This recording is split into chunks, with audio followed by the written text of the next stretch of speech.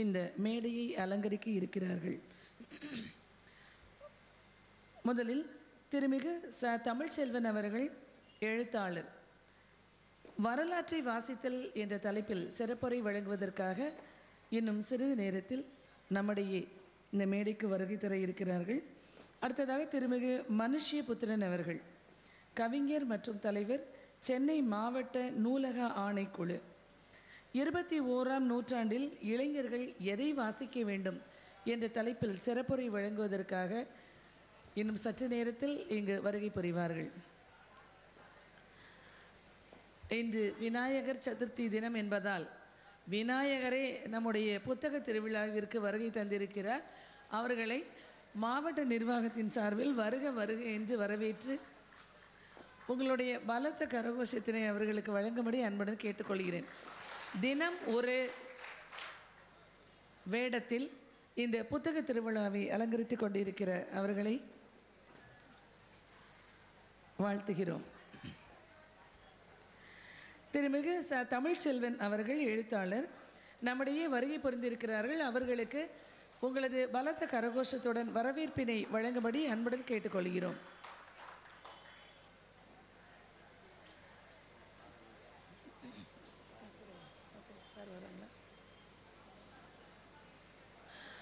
எழுத்தாளர் திருமிகு தமிழ்ச்செல்வன் அவர்கள் தமிழ்நாடு முற்போக்கு எழுத்தாளர் சங்கத்தின் தலைவர், சிறுகதை எழுத்தாளர், களப்பணியாளர், மாற்று கல்வியாளர் என்ற சிறப்புகளுக்கு உரியவர். கரிசல் மண்ணின் கதைகளை தொடர்ந்து எழுதுவதுடன் அரசியல் எனக்கு பிடிக்கும் என்ற கட்டுரை தொகுப்பு உள்ளிட்ட பல கட்டுரைகளை இவர் தொகுத்து வழங்கியுள்ளார். வெயிலோடு போய் பேசாத பேச்செல்லாம், வலையில் விழுந்த வார்த்தைகள், தமிழ் சிறுகதையின் தடங்கள் உள்ளிட்ட பல நூல்கள் இவரது கைவண்ணத்தில் உருவானவை. 2008 பூ என்ற திரைப்படத்தில் திரைக்கதை எழுதியதற்காக தமிழக அரசின் சிறந்த திரைக்கதையாளர் விருது, ஆனந்த விகடன் சினிமா விருது, ஜெயகாந்தன் விருது, மக்கள் தொலைக்காட்சி விருது போன்ற பல விருதுகளை பெற்றவர் இவர். வரலாற்றில் வாசித்தல் என்ற தலைப்பில் இப்பொழுது உரை நிகழ்த்த வருகிறார் எழுத்தாளர் திருமிகு தமிழ்ச்செல்வன் அவர்கள்.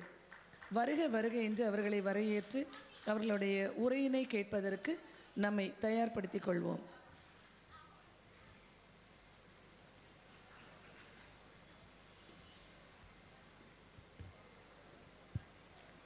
அனைவருக்கும் என்னுடைய பணிவான மாலை வணக்கம்.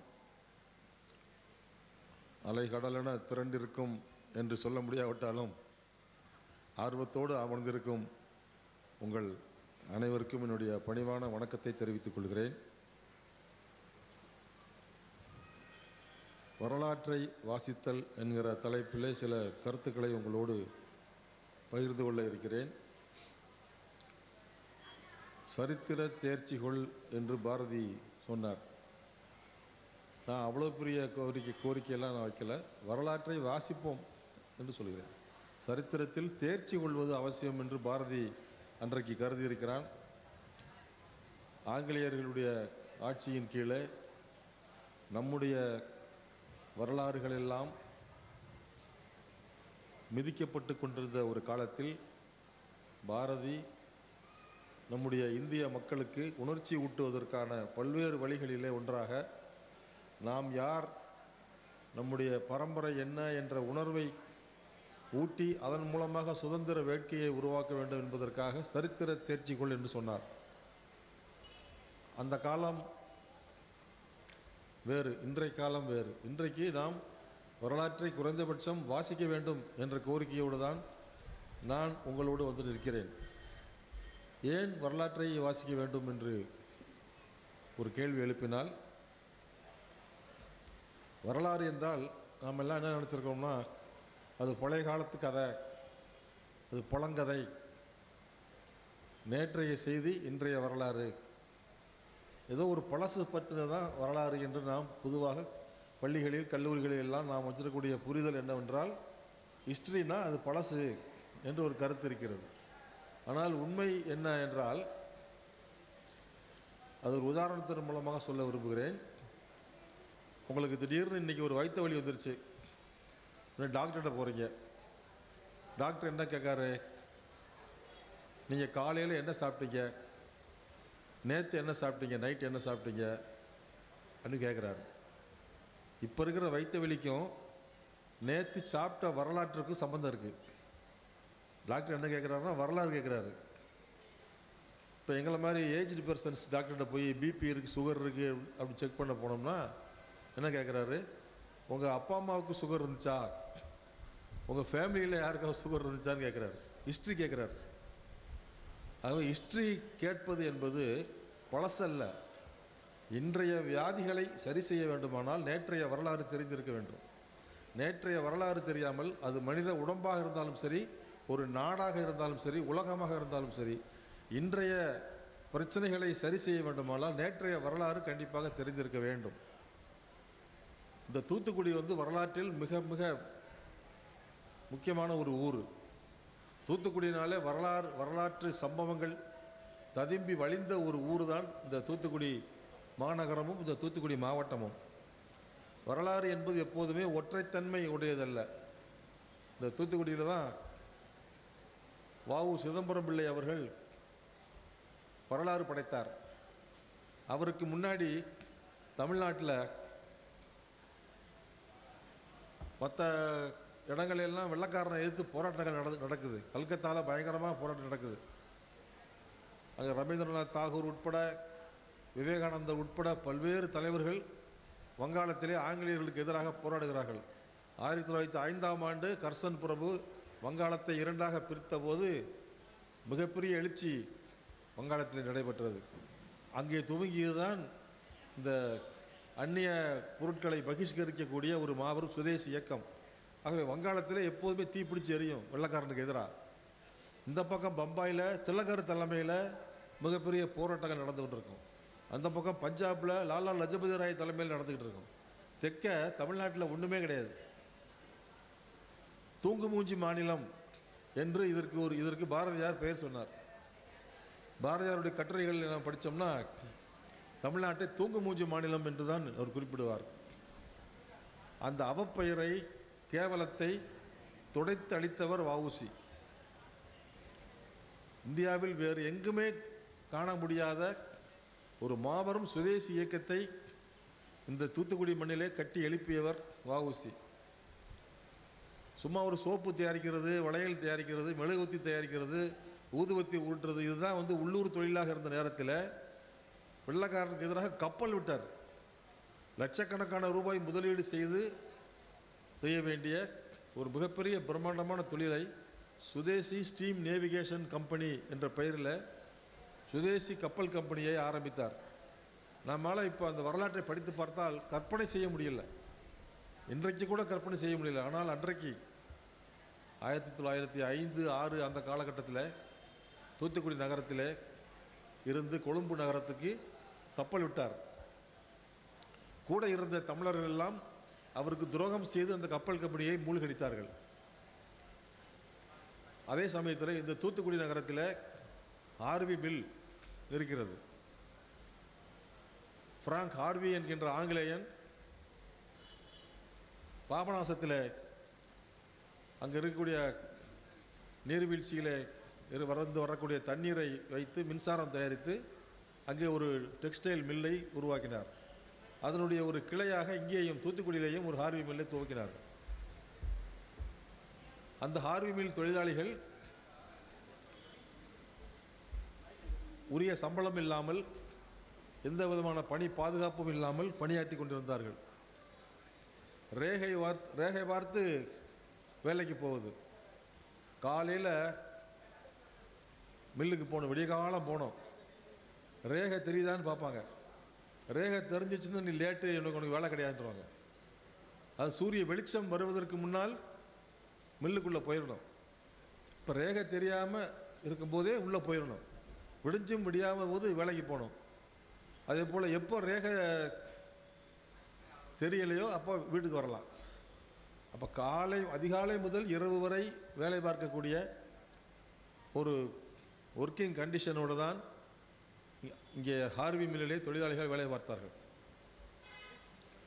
அவர்களுடைய உரிமைகளுக்காக, அவருடைய ஊதியத்துக்காக, வார விடுமுறைக்காக தொழிலாளிகள் மத்தியிலே ஆவேசமான உணர்வுகளை ஊட்டி அவரும் சுப்பிரமணிய சிவாவும் சேர்ந்து தூத்துக்குடி நகரத்திலே ஆங்காங்கே மக்கள் மத்தியிலே பொதுக்கூட்டங்களிலே ஆவேசமாக பேசினார்கள். இவ்வளவு பத்திரமா செட்டு போட்டு இல்லை லைட்டெல்லாம் போட்டு வச்சாலும் நமக்கு இங்கே கூட்டம் கேட்கறதுக்கு ஆள் வர்றதில்லை. ஆனால் வஉசி காலத்தில் பல்லாயிரக்கணக்கான மக்கள், உழைப்பாளி மக்கள் தெருக்களிலே வஉசி வந்து பேசுகிறார் என்று சொன்னால் ஆயிரக்கணக்கான மக்கள் கூடி நின்று கேட்பார்களாம். அதை பார்த்து ஆங்கிலேயர்கள் பயப்படுவார்கள். அந்த ஆவேசமான அவருடைய இயக்கத்தின் காரணமாக ஹார்வி மில் தொழிலாளிகள் வேலை நிறுத்தம் செய்தார்கள். ஸ்ட்ரைக்கு 1908 இந்தியாவிலே முதலாக தொழிலாளிகள் வேலை நிறுத்தம் செய்தார்கள் என்றால் அது திலகருக்காக செய்தார்கள் என்று வரலாறு எழுதி வைத்திருக்கிறார்கள். ஆனால் அதற்கு முன்னாலேயே ஸ்ட்ரைக் இங்கே நடந்தது தூத்துக்குடியில். எப்போதுமே இந்தியாவுடைய வரலாற்றில் தென்னிந்தியாவுக்கு தமிழகத்திற்கு பங்கே இருக்காது. அவர் யாருமே எழுதி வைக்கவில்லை. இன்றைக்கு இந்திய வரலாறு என்று எழுதப்பட்டிருக்கிறது எல்லாமே வட இந்தியர்களுடைய வரலாறு தான். தென்னிந்தியாவின் வரலாறு எப்போதுமே புறக்கணிக்கப்பட்டு வந்திருக்கிறது. ஆகவே தான் வஉசிக்கு கூட இடம் கிடையாது. தன்னுடைய வாழ்க்கையே அர்ப்பணித்து அன்றைக்கு ஆர்வி மில் தொழிலாளிகளுக்காக போராடினார். இன்றைக்கெல்லாம் தொழிற்சங்கங்கள் போராடுகின்றன. ஆனால் வஉசியிடம் கற்றுக்கொள்ள வேண்டிய, அவருடைய வரலாற்றிலிருந்து கற்றுக்கொள்ள வேண்டிய பாடங்கள் நிறைய இருக்கிறது. ஒரு பக்கம் தொழிலாளிகள் ஸ்ட்ரைக் பண்ணிட்டாங்க. ஸ்ட்ரைக் பண்ணிட்டா சம்பளம் கிடையாது. சம்பளம் இல்லைன்னா தொழிலாளியுடைய குடும்பம் என்ன ஆகிறது? அந்த குழந்தை குட்டிகளுக்கு யார் சாப்பாடு போடுறது? ஆகவே வஉசியும் சுப்பிரமணிய சிவாவும் தூத்துக்குடி நகரம் முழுக்க மக்களிடம் மடியேந்தி அரிசி பருப்பெல்லாம் வாங்கி தொழிலாளியுடைய வீடுகளுக்கு கொடுத்தார்கள். ஊர் மக்கள் தொழிலாளிகளுக்கு சோறு போட்டார்கள். தொழிலாளிகள் தைரியமாக ஸ்ட்ரைக் பண்ணாங்க. இப்படி இந்த இணைப்பு தொழிலாளிகளுடைய போராட்டத்திற்கும் உள்ளூர் மக்களுக்குமான இணைப்பை உருவாக்கியது தான் வஉசியிடம் இன்றைய தொழிற்சங்க இயக்கங்கள் கற்றுக்கொள்ள வேண்டிய முக்கியமான பாடம். ஆனால் வஉசி நடத்திய போராட்டத்திலே பலவீனங்கள் உண்டு. அது என்ன என்றால், வஉசி கைதான பிறகு இந்த போராட்டத்தை நடத்தி செல்வதற்கு செகண்ட் லைன் லீடர்ஷிப் என்பது வஉசியால் உருவாக்க முடியவில்லை. அவர் போயிட்டாருன்னா அதோட இயக்கம் க்ளோஸ். 1905 6, 7, 8 3 ஆண்டுகள் ஒரு மிகப்பெரிய மின்னலை போல வஉசியினுடைய வாழ்க்கையில் ஒரு பெரிய ஒளி, ஒரு தீப்பிழம்பு போல அவருடைய வாழ்க்கையிலே அந்த காலம். 1908 மார்ச் 12 வஉசியை கைது செய்து விட்டார்கள். கைது செய்தால் திருநெல்வேலி முழுக்க கொந்தளிப்பு. ஏன்னா திருநெல்வேலி தான் அப்போ மாவட்ட தலைநகரம். திருநெல்வேலிக்கு பேச்சுவார்த்தைக்கு வான்னு வர சொல்லி அவர் அரெஸ்ட் பண்ணிட்டாங்க. திருநெல்வேலி முழுக்க கொந்தளிப்பு. 12 நைட்டு தூத்துக்குடியில் யாரும் தூங்கலை. பொதுமக்கள் விடிய விடிய தூத்துக்குடி நகரத்தினுடைய தெருக்களிலெல்லாம் மக்கள் பரபரப்பாக பேசிக்கொண்டு வருகிறார்கள். பிள்ளைவாளை அரெஸ்ட் பண்ணிட்டாங்களாமேன்னு சொல்லி 13 தூத்துக்குடி நகரத்தில் பெரிய கலவரம். அரசாங்க கட்டிடங்களுக்கெல்லாம் கல் எறிகிறாங்க, மக்கள் தீ வைக்கிறாங்க. சந்தைப்பேட்டைன்னு ஒரு இடத்த வரலாற்றில் குறிப்பிட்றாங்க. அது எந்த இடம் எனக்கு தெரியல. அது எந்த இடம் இன்றைக்கும் சந்தைப்பேட்டை இருக்காங்கிறது எனக்கு தெரியலை. அந்த சந்தைப்பேட்டையில் போலீஸ் துப்பாக்கிச்சூடு நடக்குது. திருநெல்வேலியில் ஜங்ஷன்லேருந்து, இப்போ இருக்கிற ஜங்ஷன்லேருந்து அன்றைக்கி அதுக்கு பேர் வீரராகபுரம், அங்கேருந்து இப்போ இருக்கிற டவுனை நோக்கி ஊர்வலமாக போகிறாங்க. 1908 மார்ச் 13 திருநெல்வேலி முழுக்க கலவரம். தச்சநல்லூர்லேயும் கலவரம். அங்கே இருக்கிற தாலுகா ஆஃபீஸு, போஸ்ட் ஆஃபீஸ் எல்லாம் தீ வைக்கிறாங்க. 3 நாள் அந்த தீ எரிகிறது. போராட்டமும் 3 நாள். போலீஸ் துப்பாக்கிச்சூடு நடக்குது. துப்பாக்கிச்சூடு 4 பேர் செத்து போகிறாங்க. ஒருவர் கோயில் பூசாரி, ஒருவர் ரொட்டிக்கடை தொழிலாளி, ஒருவர் இஸ்லாமியர், ஒருவர் பறையர். இந்த 4 சமூகங்களைச் சேர்ந்த 4 பேர், அவருடைய 4 பேருடைய ரத்தமும் ஒன்றாக கலந்து ஓடிய வரலாறு தான் திருநெல்வேலியினுடைய சுதந்திர போராட்ட வரலாறு. இன்றைக்கு சாதியின் பெயரால் காதலிச்ச குற்றத்துக்காக மிளகாப்பொடியை போட்டு வெட்டி கொண்டுட்டு இருக்காங்க. எப்படிப்பட்ட வரலாறு நம்முடையது என்று தெரியாததன் காரணமாக, உணராததன் காரணமாக இன்றைக்கு இந்த சாதிய பாகுபாடுகள் திருநெல்வேலி இந்த வட்டாரத்தில் தலைவிரித்தாடுகிறது. ஒரு பள்ளிக்கூடத்தில் ஒரு டீச்சர் ஒரு பையன்கிட்ட ஜாதி உணர்வை தூண்டும் விதமாக பேசினது தூத்துக்குடி மாவட்டத்தில் நடந்துச்சு. அதற்கு பிறகு அது நடவடிக்கை எடுக்கப்பட்டு அவர் மீது நடவடிக்கை எடுத்தார்கள். ஏன்னா இந்த உணர்வு எப்படி இங்கே இருக்கிறது? வரலாறு தெரியாததுதான் காரணமாக. தூத்துக்குடிக்கு என்று மிகப்பெரிய வரலாறு இருக்கிறது. அது சுதந்திர போராட்ட வரலாறு மட்டுமல்ல. இங்கே இருக்கக்கூடிய பனிமய மாதா ஆலயம் உலகத்திலே பெயர் பெற்ற ஒரு ஆலயம். அது பசிலிக்கா என்று சொல்லக்கூடிய ஒரு உயர்ந்த இடத்திலே அதை வாட்டிக்கன் அறிவித்திருக்கிறது. பனிமய ஆத்தாள் என்ற பெயரிலே அந்த காலத்தில் பாட்டெல்லாம் எழுதியிருக்காங்க. நிறைய கிறிஸ்தவ பாடல்களிலே பனிமய ஆத்தாள் என்று தான் இருக்கிறது. தூய சவேரியார் இந்த மாவட்டத்திற்கு வந்து நூற்றுக்கணக்கான பேருக்கு பரதவர் குல மக்களுக்கு பாப்டைஸ் பண்ணுறார். தமிழ்நாட்டிலேயே முதலாக கிறிஸ்தவத்துக்கு ஏராளமான பேர் மதமாற்றமாகி போனது தூத்துக்குடியில் தான். அதுலேயும் குறிப்பாக பரதவர் சமூகத்து மக்கள். அரேபிய மூர்கள் வந்து இங்கே முத்துக்குளிக்கிற தொழிலில் பெரிய தகராறு பண்ணும்போது பாதுகாப்புக்காக அவர்கள் போர்ச்சுகீசியர்களுடைய உதவி கேட்கும்போது, போர்ச்சுகீசியர் நாங்கள் இராணுவத்தை அனுப்பி உங்களுக்கு உதவி செய்கிறோம் பரதவர்களுக்கு, நீங்கள் எல்லாம் கிறிஸ்தவத்துக்கு வாங்கன்னு சொல்லி கண்டிஷன் போடுறாங்க. சரின்னு ஒரு 50 பேர் கிறிஸ்தவத்துக்கு போகிறாங்க. இதெல்லாம் காணாது, இன்னும் நிறைய பேர் வேணும்னு கேட்குறாங்க. இப்போ ஒரு 85 பேர் இங்கேருந்து போகிறாங்க. கொச்சியில் போய் தமிழ்நாட்டிலேயே முதலாக கிறிஸ்தவத்துக்கு மதம் மாறிய மக்கள் தூத்துக்குடி மக்கள் தான். நீங்கள் ரோச் விக்டோரியா என்று இந்த நகரத்தினுடைய தலைவராக இருந்து பல்வேறு பொறுப்புகள் இருந்தவர், குமாரசாமி ராஜாவுடைய தலைமையிலே முதலமைச்சராக அவர் இருந்தபோது அன்றைக்கு அமைச்சராக இருந்தவர் ரோச் விக்டோரியா அவர்கள். அவர் கொடுத்த இடம்தான் இன்றைக்கு இருக்கக்கூடிய கலெக்டர் ஆஃபீஸு, நகராட்சி அலுவலகம், ரயில்வே ஸ்டேஷன் இடமெல்லாம் அவர் கொடுத்த சொந்த இடம். அது அவர் கொடுத்த இடத்துல தான் இன்றைக்கு இவ்வளவு இருக்கிறது. இப்போ இந்த ரோச் விக்டோரியா என்கின்ற ஒரு மகத்தான ஆளுமை, அது ஒரு வரலாறு இருக்குது. கிறிஸ்தவர்கள் வரலாறு தனியாக எடுத்து பார்த்தால் மிகப்பெரிய வரலாறு இருக்கிறது. அதெல்லாம் வாசித்தால் நமக்கு பெரிய வியப்பாக இருக்கிறது. அறியப்படாத கிறிஸ்தவம் என்ற பெயரில் நிவேதிதா லூயிஸ் என்கின்ற ஒரு பெண்மணி தமிழ்நாடு முழுக்க ஊராக அலைந்து கிறிஸ்தவத்தினுடைய அறியப்படாத வரலாற்றை எழுதியிருக்கிறார்.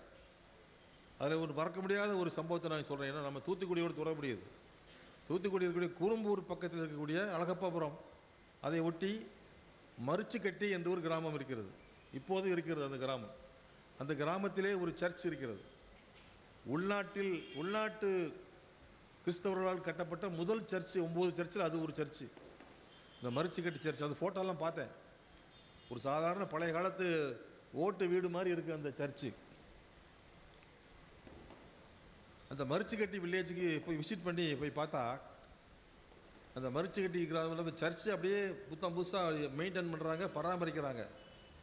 ஆனால் அந்த ஊரில் ஒரு கிறிஸ்தவ குடும்பம் கூட கிடையாது. ஆச்சரியமாக இருக்குல்ல? அந்த ஊரில் கிறிஸ்தவர்களே இல்லை, ஒரு கிறிஸ்தவர் கூட கிடையாது அந்த ஊரில். ஆனால் அந்த ஒரு சர்ச் இருக்கிறது. அங்கே இருக்கக்கூடிய இந்துக்கள் அந்த சர்ச்சை பராமரிக்கிறார்கள். செப்டம்பர் மாதம் 20ஆம் தேதி திருவிழா நடக்கும் பொழுது பல ஊர்களில் இருந்து மக்கள் வந்து, கிறிஸ்தவர்கள் வந்து அங்கே விழா கொண்டாடுறாங்க. இந்துக்களுடைய வீடுகளில் தான் அவங்க தங்கியிருக்காங்க. இவங்க தான் அவங்களுக்கு தேவையான எல்லா உதவியும் செய்கிறாங்க. எப்படி ஒரு மத நல்லிணக்கத்துக்கான ஒரு மிகப்பெரும் உதாரணமாக இந்த மரிச்சுக்கட்டி கிராமம் இன்றைக்கும் இந்த தூத்துக்குடி மாவட்டத்தில் இருக்கிறது. அது என்ன கதைன்னு பார்த்தா, அந்த மக்கள் இங்கே தான் வாழ்ந்திருக்காங்க. அந்த சர்ச்சுக்குள்ளேயே ஒரு பகுதியில் அது வீடாக வைத்து 5 பேர் அண்ணன் தம்பி இருக்கக்கூடிய ஒரு குடும்பம், ஒரு தங்கச்சி, கிறிஸ்தவ நாடார் சமூகத்தை சேர்ந்தவர்கள். அந்த வீட்டில் ஒரு தங்கச்சி இருக்கா அவங்களுக்கு. அந்த தங்கச்சி வந்து ஒரு கோனாறு பையனை லவ் பண்ணிட்டா. லவ் பண்ணால் நம்ம ஊரில் என்ன செய்வாங்க? ஆணவ கொலை செய்வாங்க. மற்ற நாடுகளெல்லாம் லவ் பண்ணால் கல்யாணம் பண்ணி வைப்பாங்க. உலகத்தினுடைய எந்த நாட்டிலையுமே இல்லாதது இங்கே சாதிங்கிற ஒரு கேடு இந்தியாவில் மட்டும் இருக்கிறது. உலகத்தில் எந்த நாட்டிலும் ஜாதி கிடையாது, இந்தியாவில் மட்டும்தான் இருக்கிறது, இந்து மதத்தில் மட்டும்தான் இருக்கிறது. இங்கேருந்து கன்வெர்ட் ஆகி போனால் கூடையை கூட்டி தருவாங்க. ஆகவே அந்த கோனார் சமூகத்துக்கு லவ் பண்ணதால இந்த பொண்ணை வந்து ஆணவ கொலை செஞ்சுட்டாங்க. பாடியை வந்து பண ஓலைகள்லாம் வச்சு எரிக்கிறாங்க. பாதி எரிஞ்சிக்கிட்டு இருக்கும்போது வெள்ளம் வந்துருச்சு. தாமிரபரணியில் வெள்ளம் வந்து சுடுகாட்டுக்குள்ளேயே வந்து அந்த பாடியை இழுத்துட்டு போயிடுச்சு. இவங்க பாதி எரிஞ்சாக்கள பாடி போயிடுச்சே, நாளைக்கு போலீஸ் கேஸ் ஆச்சுன்னா நம்ம குடும்பமே மாட்டிக்கிறோமேங்கிற பயத்தில் ராவோட ராவா அந்த குடும்பம் கிளம்புது. கிளம்பும்போது அந்த சர்ச் இருக்கு, விசேந்தியார் சர்ச்சுன்னு சொல்லி, அந்த சர்ச்சில் இருக்கக்கூடிய அந்த சுரூபத்தை தூக்கிட்டு போயிடுவோம். நம்ம ஊருக்கு போய் எங்கே பிழைக்க போகிறோமோ அங்கே போய் வச்சு கும்பிடலான்னு சொல்லி இருட்டுக்குள்ளே தூக்கிட்டு போகிறாங்க. இருட்டுக்குள்ளே தூக்குனதில் விசேந்தியார் சுரூபத்தை தூக்குறது பதிலாக மைக்கேல் ஐயாவுடைய சுரூபத்தை தூக்கிட்டு போயிட்டாங்க. போய் வேம்பாறு பக்கம் போய் தான் முழிச்சு பார்க்குறாங்க. தூக்கிட்டு வந்தது விசேந்தியார் இசைக்கில் மைக்கேல் சர்ச். எப்போ அந்த வேம்பாறு பக்கத்தில் தருவை குளம் அப்படிங்கிற ஊரில் இருந்து தப்பிச்சு போன மக்கள் எல்லாம் அங்கே செட்டில் ஆகி அங்கே மிக்கேல் அதிதூதருடைய சர்ச் அங்கே இருக்குது, இப்போவும் இருக்குது அங்கே. அது வேம்பார் எங்கள் ஊர் பக்கம் தான், அது விளாத்திக்குளம் பக்கம் வேம்பார் பக்கத்தில் தருவை குளத்தில் சர்ச் இருக்குது. அங்கேருந்து மக்கள் இங்கே வராங்க, மரிச்சுக்கட்டி கிராமத்துக்கு வந்து விழா நடத்தி விட்டு போயிடுறாங்க. இது இந்தியாவில் எங்கேயும் இல்லாத ஒரு அதிசயம் இல்லவா? சர்ச் இருக்கிறது ஒரு கிறிஸ்தவ குடும்பம் கூட கிடையாது, ஆனால் சர்ச்சு பத்திரமா இருக்குது. அங்கே இருக்க இந்துக்கள் என்ன சொல்கிறாங்க, நாங்களும் இந்த சாமிக்கு தான் நேர்த்திக்கடன் போடுறாங்கிறான். நேர்த்திக்கடன் போட்டு சர்ச் வாசலில் முட்டையை போட்டு கடாயை வெட்டி சாமி கும்பிட்டுட்டு இருக்கான். அது ஏசுநாதரா அல்லது கருப்பு சாமியாங்கிறதெல்லாம் ஒன்றும் கிடையாது. நமக்கு நல்லா இருக்கணும், எந்த சாமி கும்பிட்டாங்கிறது தான் மக்களுடைய அதற்கான ஒரு ரத்த சாட்சியாக இருக்கக்கூடிய கிராமம் மரிச்சுக்கட்டி தூத்துக்குடியில் குறும்பூர் பக்கத்தில் இன்றைக்கும் அது வாழ்ந்து கொண்டிருக்கிறது. இன்றைக்கு மதத்தின் அடிப்படையிலே மக்களை பிளவுபடுத்தக்கூடிய சக்திகளுக்கு ஒரு சவாலாக தூத்துக்குடி மாவட்டத்தில் மரிச்சுக்கட்டி என்ற கிராமம் இருக்கிறது. அதை நாம் உயர்த்தி பிடிக்க வேண்டும். அது எப்போ உயர்த்தி பிடிப்போம்? நமக்கு வரலாறு தெரிஞ்சால் தான் உயர்த்தி பிடிப்போம். நமக்கு தான் வரலாறே தெரியலையே. இன்றைக்கு வரலாற்றை எழுதுவதற்கு ஆள் இல்லை, ஆனால் எழுதிய வரலாற்றை திருத்துவதற்கு ஆள் இருக்குங்க. மதுரைக்கு பக்கத்தில் கீழடியில் அகழாய்வு செய்தார்கள். 5300 பொருட்களை முதல் கட்டத்திலேயே தோண்டி எடுத்தார்கள். 5300 பொருட்களில் ஒன்று கூட சாமி சம்பந்தப்பட்டதே இல்லை. அத்தனையும் மதச்சார்பற்ற பொருட்கள் தான். மதம் சார்ந்த ஒரு பொருள் கூட கிடைக்கவில்லை என்றால் கீழடியிலே வாழ்ந்த மக்கள் ஒரு மதச்சார்பற்ற சமூகமாக வாழ்ந்திருக்கிறார்கள் தமிழர்கள். அப்புறம் அங்கே எழுத்துக்கள் உள்ள பானை ஓடுகள் கிடைக்குது. பானை ஓட்டில் ஆதன் ஆதினி இதெல்லாம் எழுத்து இருக்குது. அப்போ அந்த எழுத்து எப்போ எந்த ஆண்டு எழுதப்பட்டதுன்னு கண்டுபிடிக்கணும் இல்லையா? அதற்காக அமெரிக்காவில் இருக்கக்கூடிய பிலடெல்பியாவில் இருக்கக்கூடிய லேபரேட்டரிக்கு அனுப்புகிறாங்க பொருட்களை. அவங்க அது கார்பானிக் ப்ராசஸ்ன்னு சொல்லக்கூடிய எந்த ஒரு பொருளையும் இந்த கார்பன் அப்படிங்கிற ஒரு பொருள் இருக்கும், அதனுடைய அணுக்கள் எத்தனை இருக்கிறது என்பதை வைத்து அது எத்தனை ஆண்டு 1000 ஆண்டுக்கு முந்தினதுன்னு துல்லியமாக சொல்லிடுவாங்க. அமெரிக்காவில் போய் டெஸ்ட் பண்ணி சொன்னதில் அது கிமு 800 உள்ள எழுத்து அந்த பானைன்னு சொல்லிட்டாங்க. அப்போ கிமு 800லேயே எழுதியிருக்காங்க பானையிலன்னா எழுத்து மரபு என்பது அதற்கு முன்னாடியே இருந்திருக்கணும். பானையில் எழுதுனா அது அன்றைக்கு இருந்த பெண்கள் தான் எழுதியிருக்கணும். சாதாரண உழைப்பாளி மக்கள் கூட எழுத்தறிவு பெற்றவளாக இருந்திருக்காங்கிற சாட்சியாக இருக்கிறது. பெண்கள் எழுதியிருக்கிறார்கள், எழுத்தறிவோடு இருந்திருக்கிறார்கள்ங்கிறது சாட்சியாக இருக்குது. ஏன்னா சங்க இலக்கியத்திலேயே பாட்டு 44 பெண்பார் புலவர்கள் இருந்தார்கள் அல்லவா? பெண்கள் பாட்டு எழுதுகிற அளவுக்கு இருந்திருக்காங்கன்னா எழுத்தறிவு பெற்ற பெண்கள் தானே அன்றைக்கு வாழ்ந்திருக்கணும். இது நம்முடைய வரலாறு. இந்த வரலாற்றை தோண்டி எடுத்தவர் அமர்நாத் ராமகிருஷ்ணன் என்கின்ற துல்லியல் ஆய்வாளர். 982 பக்கத்துக்கு அறிக்கை எழுதி அறிவியல் பூர்வமாக இது கிமு 800 உள்ளது. இன்னைக்கு 2800 ஆண்டுகளுக்கு முன்பே தமிழர்கள் எழுத்தறிவு பெற்றவர்களாக இருந்தார்கள், எழுத்து நாகரிகம் உள்ள சமூகம் என்று அவர் எழுதி கொடுத்துட்டாரு. 2 வருஷம் அது கிடப்பில் போட்டாங்க. கிடப்பில் போட்டு இப்போ என்ன செய்கிறாங்க, அவருக்கு அனுப்புகிறாங்க திருப்ப அமர்நாத் ராமகிருஷ்ணனுக்கு. அவர் இம்புட்டு கண்டுபிடிச்சதுனால அவங்க டென்ஷன் ஆகிட்டாங்க. ஏன்னா இந்தியாவுடைய நாகரிகம் என்பது அவர்களை பொறுத்தவரை இந்திய நாகரிகம் துவங்குவது வேதத்திலிருந்து தான். வேத காலம் ரிக் யஜூர் சாம அதர்வண வேதங்கள் அதிலிருந்து தான். வேத காலம்தான் இந்திய வரலாற்றுடைய துவக்கம் என்று அவர்கள் நினைக்கிறார்கள், அதை சொல்லிக்கொண்டே இருக்கிறார்கள். அதற்கு மாறாக வரலாற்று உண்மைகள் பூமிக்குள்ளேருந்து வந்துக்கிட்டே இருக்கு. வேத காலம் என்பது கிமு 1500. ஆரியர்கள் மெசபடோமியா சமவெளியில் இருந்து டைகிரிஸ் யூப்ரட்டிஸ் நதிகளை தாண்டி இங்கே கைபர் போலன் கணவாய் வழியாக இந்தியாவுக்குள்ளே இங்கே வந்து உட்கார்ந்த பிறகு வரும்போது பாடிக்கொண்டே வந்த பாட்டுகளைத்தான் இங்கே உட்கார்ந்து எழுதுகிறாங்க. அதுதான் ரிக் யஜூர் வேதங்களாக எழுதப்படுகிறது. அது கிமு 1500. ஆனால் அதற்கு முன்னாடியே இங்கே ஒரு மிகப்பெரிய நகர நாகரிகம் இருந்தது என்று ஜான் மார்ஷல் என்கின்ற தொல்லியல் ஆய்வாளருடைய தலைமையிலான குழு கண்டுபிடிச்சாங்க. 1924ஆம் ஆண்டு செப்டம்பர் 20ஆம் தேதி அறிவித்தார்கள் உலகத்துக்கு. இந்த ஜான் மார்ஷலுடைய சிலையைத்தான் நம்முடைய மாண்புமிகு மாநில முதல்வர் அவர்கள் சென்னையில் திறந்து வைத்திருக்கிறார். யார் அந்த ஜான் மார்ஷல் என்று நம்முடைய குழந்தைகளுக்கு சொல்ல வேண்டும். அவர் தான் சொன்னார், இந்த வேத நாகரிகம், இந்த ஆரிய நாகரிகம் இதெல்லாம் வருவதற்கு முன்னாடியே இந்தியாவிலே ஒரு பெரிய நகர நாகரிகம் இருந்திருக்கிறது. அதுதான் இந்த மோஹஞ்சதாரோவும் ஹரப்பாவும் என்று உலகத்துக்கு அறிவிக்கிறார். என்ன அப்படின்னா, அது என்ன நாகரிகம், அது ஆரிய நாகரிகமா திராவிட நாகரிகமாங்கிற விவாதம் அன்னைக்கே துவங்கிருச்சு.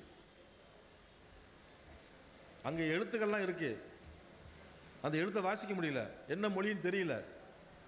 பொதுவாக இந்த மாதிரி பல்லாயிரக்கணக்கான ஆண்டுகளுக்கு முன்னால் தோண்டப்படக்கூடிய பொருட்கள் எழுத்துக்கள் இருந்தால் அது 2 மொழி இருக்கும் சில இடங்கள்ல எல்லாம்.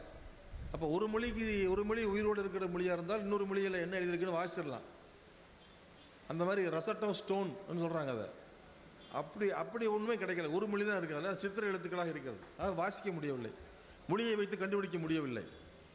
ஆகவே இங்கே தமிழ்நாட்டைச் சேர்ந்த ஆர் பாலகிருஷ்ணன் என்கின்ற ஐஏஎஸ் அதிகாரி இங்கே 2-3 தினங்களுக்கு முன்னால் இங்கே வந்து பேசியிருக்கிறார். அவர் என்ன ஆய்வு பண்ணார்னா, இந்த மொழியை கண்டுபிடிக்கிறது ரொம்ப கஷ்டமாக இருக்குது. ஏன்னா ஐராவத மகாதேவன் என்கின்ற மொழியியல் அறிஞர் அவரும் அஸ்கோ பர்போலா என்கின்ற பின்லாந்து நாட்டைச் சேர்ந்த மொழியியல் அறிஞரும் ஆய்வு செய்து சிந்து வெளியிலே மொஹஞ்சதாரோ ஹரப்பாவிலே கிடைத்த எழுத்துக்கள், அது மொஹஞ்சதாரோ ஹரப்பா மட்டும் இல்லை, 1400 நகரங்கள் சிந்துவெளி நாகரிகம், 15 லட்சம் சதுர கிலோமீட்டருக்கு பரவி இருந்த ஒரு மிகப்பெரிய நாகரிகம் சிந்துவெளி நாகரிகம். அந்த எழுத்துக்கள் ஒரு தொல் திராவிட மொழியாகத்தான் இருக்க வேண்டும் என்ற கருதுகோளை நாங்கள் முன்வைக்கிறோம் அவங்க சொல்கிறாங்க. வேறு எந்த மொழியோடும் இந்த எழுத்துக்கள் ஒத்துப்போகவில்லை, பழைய திராவிட மொழிகளோடு தான் இது ஒத்துப்போகிறது அவங்க கண்டுபிடிச்சிருக்காங்க. அப்போ இது வந்து ஆரிய நாகரிகத்துக்கு முற்றிலும் முந்தையது, அதை விட உயர்ந்தது. ஏன்னா நாகரிகங்களில் பார்த்தீங்கன்னா ஒன்று முதல்ல வேட்டையாடி திறந்த சமூகம், அது வேட்டை சமூகம், வேட்டைக்கால நாகரிகம். அதுக்கு பிறகு வேட்டையாடின ஆடு மாடுகள்லாம் மிச்சமாகி போச்சுன்னா அதை மேய்ப்பாங்க, அதுலேருந்து ஆட்டோமேட்டிக்காக மேய்ச்சல் சமூகமாக மாறுகிறது. அப்புறம் அதுக்காக நம்ம வந்து விவசாயம் கண்டுபிடிக்கிறார்கள், அதுக்கப்புறம் விவசாய நாகரிகமாக மாறுகிறது. விவசாயத்திலே உபரி நிறைய வந்து மிச்சம் நிறைய ஆயிடுச்சுன்னா அது விற்பனை செய்ய ஆரம்பிப்பார்கள். இப்போ வியாபாரம் ஆரம்பிக்கும், வியாபாரம் ஆரம்பித்து விட்டால் சந்தை உருவாகும், சந்தை தான் நகரம். அப்போ ஒரு நகரம் உருவாகிறது என்றால் அந்த சமூகமானது வேட்டை காலத்தை முடித்து மேய்ச்சல் காலத்தை முடித்து விவசாயத்தையும் கண்டுபிடித்து நகரத்துக்கு வந்திருக்கு, 4வது கட்டத்துக்கு வந்துருச்சுன்னு அர்த்தம். ஆரியர்கள் ஆடு மாடு மேய்த்து கொண்டு இங்கே வந்தவர்கள், அங்கே மேய்க்கிறதுக்கு புல் இல்லைன்னு ஆடு மாடை மேய்ச்சிக்கிட்டு ஆரியர்கள் இங்கே வருகிறார்கள். அவர்கள் வேட்டையாடி திரிந்த காலத்தை தாண்டி மேய்ச்சல் நாகரிகமாக இருக்கிற காலத்திலே வருகிறார்கள். இங்கே நம்ம இந்தியாவில் 4வது கட்டத்தில் நிற்கிறான், நகரங்களை உருவாக்கி இருக்கிறான். மோஹஞ்சதாரோ ஹரப்பா நகரங்கள், ஒழுங்கமைக்கப்பட்ட தெருக்கள், ஊர் மக்களெல்லாம் குளிப்பதற்கான பொது குளியல் இடம், மேட்டிலே கல்லூரிகள், அலுவலகங்கள், கிழக்கு பக்கம் கீழே மக்கள் குடியிருப்புகள், ஒவ்வொரு வீட்டிலையும் கழிப்பறைகள், இவ்வளவு சுத்தமான ஒரு நகரத்தை உருவாக்கிய ஒரு நாகரிகம் கொண்ட மக்களாக சிந்துவெளி மக்கள் இருக்கிறார்கள். அந்த சிந்துவெளி மக்களுடைய வாரிசுகள் எங்கே? அந்த நாகரிகம் கிமு 2600 கிமு 1900 வரை அந்த நாகரிகம் செழிப்பாக இருந்திருக்கிறது. 1900 சிந்துவெளி நாகரிகம் சிதைந்து விட்டது. அதுக்கு 500 வருஷம் கழித்து தான் கிமு 1500 ஆரியர்கள் உள்ளே வராங்க. ரொம்ப பின்னாடி வந்தவங்க அவங்க. மெசபடோமியா சமூகத்திலிருந்து கிழக்க பார்த்து நடந்து வந்தவங்க இந்தியாவுக்குள்ளே வந்த பிறகு கிழக்காமையே தான் போகிறாங்க, தெற்க வரல அவங்க. அப்படியே கிழக்காமே என்ன ஆடு மாடு மேய்ச்சிட்டு போகிறதுனால தண்ணி வேணும்ல, கங்கை நதி ஓடிக்கிட்டு இருக்குது. ஆகவே கங்கை சமவெளி ஓரத்திலேயே போய் அங்கே செட்டில் ஆகி பிற்காலத்தில் நகரங்களை உருவாக்குறாங்க. அது கங்கை சமவெளி நாகரிகம்னு சொல்கிறோம். அதுதான் இந்தியாவின் முதல் நாகரிகம்னு சொல்லிக்கிட்டு இருந்தாங்க இவங்க. ஆனால் கங்கை சமவெளி நாகரிக நகரங்கள் உருவான அதே காலத்தில் உருவான நகரம்தான் கீழடி என்று இன்றைக்கு நம்ம நிரூபிச்சிருக்கோம். இதை ஏற்றுக்கொள்ள முடியல அவங்களால. சவுத் இந்தியா என்பதும் தமிழ்நாடு என்பதும் கீழடி என்பதும் இந்தியாவில் தானே இருக்கிறது. இதுவும் இந்தியாவினுடைய நாகரிகத்தினுடைய பெருமை என்று சொல்ல வேண்டியதானே. தென்னிந்தியாவை இந்தியா என்றே கருதாத ஒரு மனப்போக்குடன் இவர்கள் இருப்பதன் காரணமாகத்தான் இந்த வரலாற்றை திருத்த சொல்கிறார்கள். என்ன சொல்கிறார்கள்? அமர்நாத் ராமகிருஷ்ணனை கூப்பிட்டு இந்த கிமு 800ன்னு சொல்கிறத கிமு 300ன்னு திருத்தி கொடுங்கன்னு கேட்குறாங்க. அவர் டென்ஷன் ஆகிட்டார். ஏன்னா அவர் வந்து எல்லா அதிகாரிகளும் எல்லா நீதிபதிகளும் அதிகாரத்துக்கு அடிப்படைக்கூடியவர்களாக இருக்க மாட்டார்கள், உண்மைக்காக குரல் கொடுக்கக்கூடியவர்களும் இருப்பார்கள் அல்லவா. அப்படிப்பட்டவர் தான் அமர்நாத் ராமகிருஷ்ணன். அவர் சொல்கிறார், ஏதாவது ஸ்பெல்லிங் மிஸ்டேக் இருந்தால் சொல்லி திருத்தி தரேன், உண்மையை திருத்த முடியாது, உண்மையை திருத்தினால் அது கிரிமினல் குற்றம், நான் ஒரு காலம் திருத்த மாட்டேன்னு சொல்கிறார்.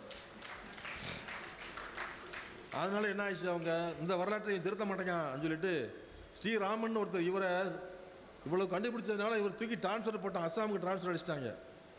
ஸ்ரீராமன் ஒரு ஆளை கொண்டு வந்து போட்டாங்க. அவர் வந்து தோண்டி பார்த்துட்டு கீழடியில் இங்கே ஒன்றுமே இல்லைன்னு சொல்லிட்டார். இந்த ஒன்றுமே இல்லைன்னு சொன்னவர்கிட்ட இப்போ அறிக்கையை கேட்குறாங்க, நீங்கள் கொடுங்க சார் அறிக்கையை அப்படின்னு. என்ன பைத்தியார்த்தனமாக இருக்குது. இதை கேள்விப்பட்டு தமிழ்நாட்டில் ஒரு கொந்தளிப்பு வரணுமா இல்லையா? ஏன் வரலைன்னா நமக்கு வரலாறு தெரியல, நான் வரலாற்றை வாசிக்கவில்லை. வாசிக்க வேண்டிய வரலாற்றை வாசிக்காதன் காரணமாக எவனாலும் என்ன வேணாலும் பேசுவானா, நம்ம கேட்டு சும்மா இருக்காங்கிற நிலைமை இருக்கிறது. ஆகவே இவருடைய ஆட்டத்துக்கெல்லாம் ஒரு முற்றுப்புள்ளி வைக்க வேண்டும் என்றால் நாம் வரலாற்றை வாசிக்க வேண்டும், வரலாற்றை பரவலாக்க செய்ய வேண்டும், சரித்திரத்தில் தேர்ச்சி கொள்ள வேண்டும். அவ்வளோ முக்கியமான விஷயம் இது. அதே போல் வரலாறு என்பது ஒற்றைத்தன்மை கொண்டது கிடையாது. இது பொலிட்டிக்கல் ஹிஸ்ட்ரி மட்டும் இல்லை. ஒரு தேசத்தின் வரலாறு என்பது மிகப்பெரிய நிகழ்வுகளால் கட்டமைக்கப்பட்டது மட்டுமல்ல. வரலாறு, உள்ளூர் வரலாறு என்று ஒன்று இருக்கிறது.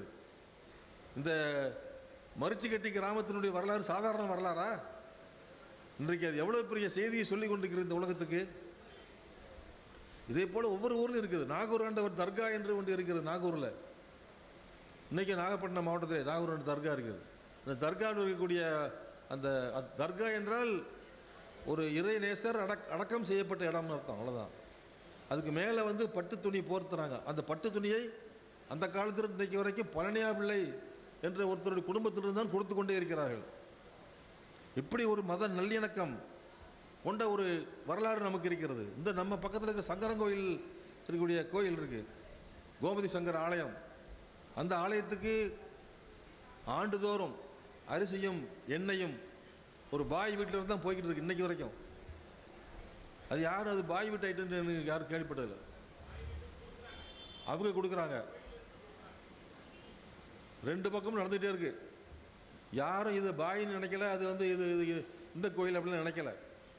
இப்படிப்பட்ட, அதாவது நல்லா இருக்கணும், குடும்ப குட்டி நல்லா இருக்கணும், பிள்ளை குட்டி நல்லா இருக்கணும், எந்த சாமியை கும்பிட்டா என்ன, இதுதான் மக்கள் இயக்கூடியது. தமிழர்களுடைய வரலாறு என்பதும் அதுதான்.